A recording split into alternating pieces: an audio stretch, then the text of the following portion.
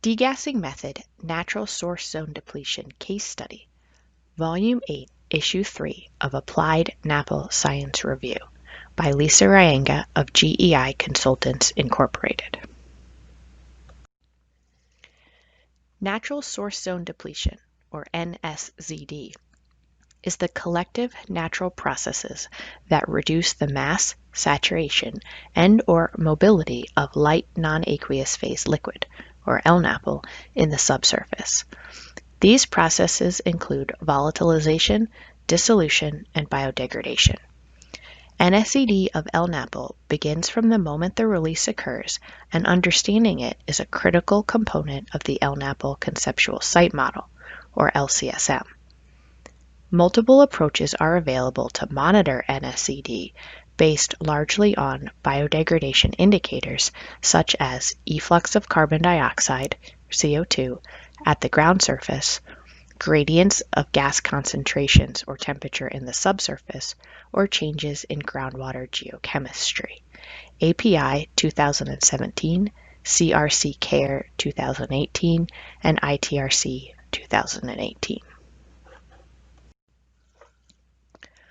While the indicators for NSZD processes are observed in both groundwater and the vadose zone, the majority of the mass loss occurs through vertical soil gas flux through the vadose zone. The processes that drive the vertical gas transport are shown in Figure 1. Figure 1, shown here, is a conceptualization of vadose zone NSZD processes from API 2017. Most of the NSZD rate estimation methodologies in API 2017, CRC CARE 2018, and ITRC 2018 are designed around inferring NSZD rates from site data based on measuring these transport processes, assuming one-dimensional, 1D, vertical transport of soil gases. For example, passive CO2 flux traps measure the total CO2 flux rate at the ground surface, and the gradient method is based on measurements of changes in the concentration of soil gases with depth. However, the effectiveness of the measurement methodologies is reduced where site conditions affect vertical gas transport, such that the 1D transport model does not apply. These hydrogeologic conditions, e.g. saturated soils above the LNAPL source, should be identified during the development of the LCSM. NSZD processes are still occurring, but the NSZD measurement may not accurately quantify the actual rate. For example, the full CO2 efflux may not reach the ground surface over the source zone, or changes in soil gas concentration with depth may not be apparent.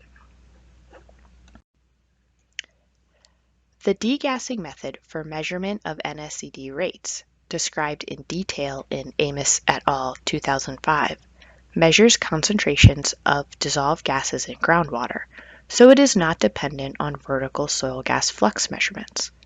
The degassing method is based on the observation that methanogenic biodegradation of LNAPL in the saturated zone generates methane, CH4, bubbles that strip other dissolved gases, e.g. nitrogen, N2, and argon, from groundwater.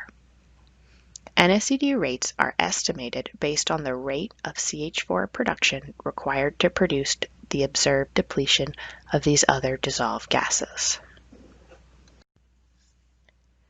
The degassing method is generally considered to represent a lower bound estimate of the NSZD rate.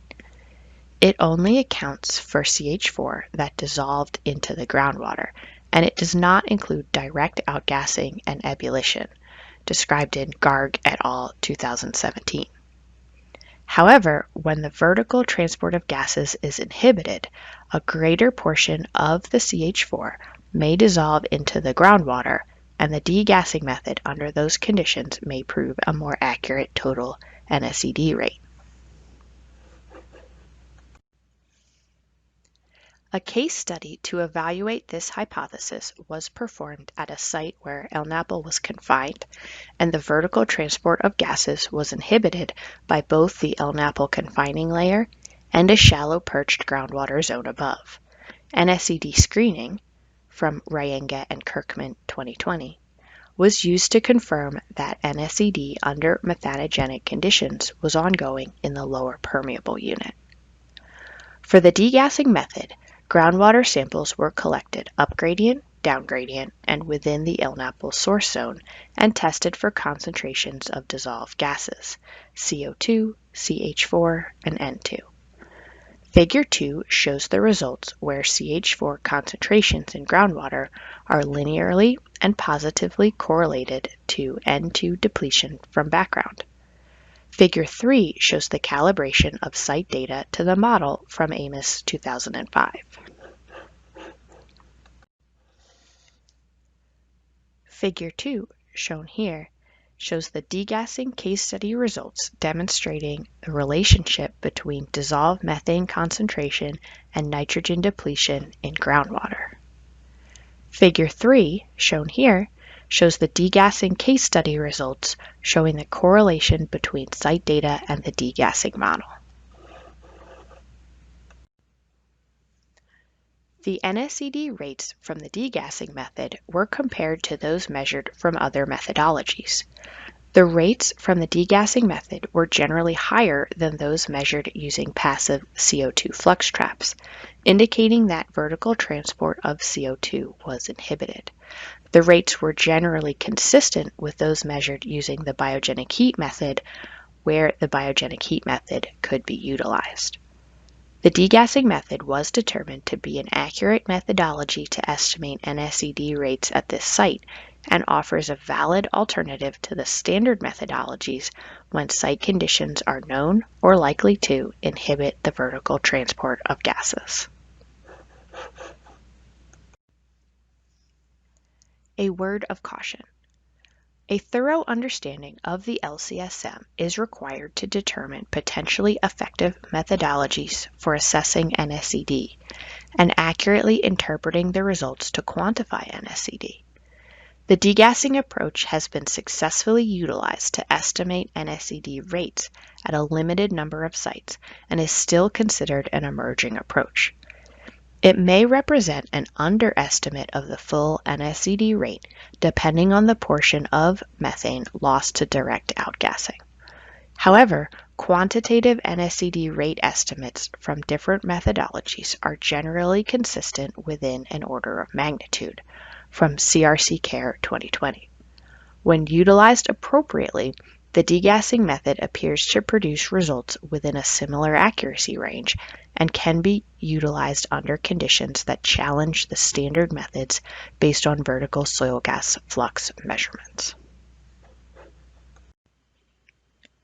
The full references for this article can be found at the website at www.napolanswer.com in the archive for Volume 8, Issue 3, September 2020.